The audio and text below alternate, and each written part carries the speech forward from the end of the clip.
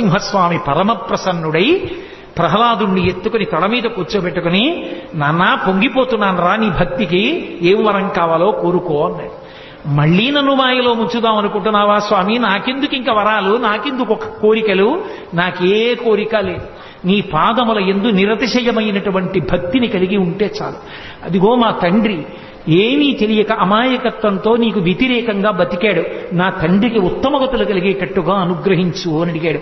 ఏనాడు నీ తండ్రి నా వంక చూసి స్తబ్దుడయ్యాడో, ఏనాడు పట్టుకుని పైకెత్తి తొడల మీద పెట్టుకున్నానో, నా గోళ్లతో చీల్చి నెత్తురు తాగానో, ప్రేగులు మెడలో వేసుకున్నానో, ఆనాడే నీ తండ్రి కాదు, నీ తండ్రికి ముందు 21 తరాలు తరించిపోయాయి. వాళ్ళందరూ కూడా తరించారు. కాబట్టి ప్రహ్లాద, నువ్వు బెంగ పెట్టుకోక్కర్లేదు నీ తండ్రి గురించి. నేను నీకు ఆశీర్వచనం చేస్తున్నాను. నువ్వు దీర్ఘాయుష్మంతుడవై ఈ రాజ్యాన్ని ధార్మికంగా పరిపాలన చేసి పరమ భాగవతోత్తముడవై అంత్యమునందు నన్ను చేరుకుంటావు. నీ కథ ఎక్కడ చెప్పబడుతుందో, నీ కథ ఎక్కడ వినబడుతుందో అక్కడ నేను ప్రసన్నుడవుతాను, అక్కడ నేను ఎంతో సంతోషిస్తాను. ఆ సభామంటపంలో ఉన్న వాళ్ళందరికీ కూడా నా ఆశీర్వచనము పరిపూర్ణముగా లభిస్తుంది.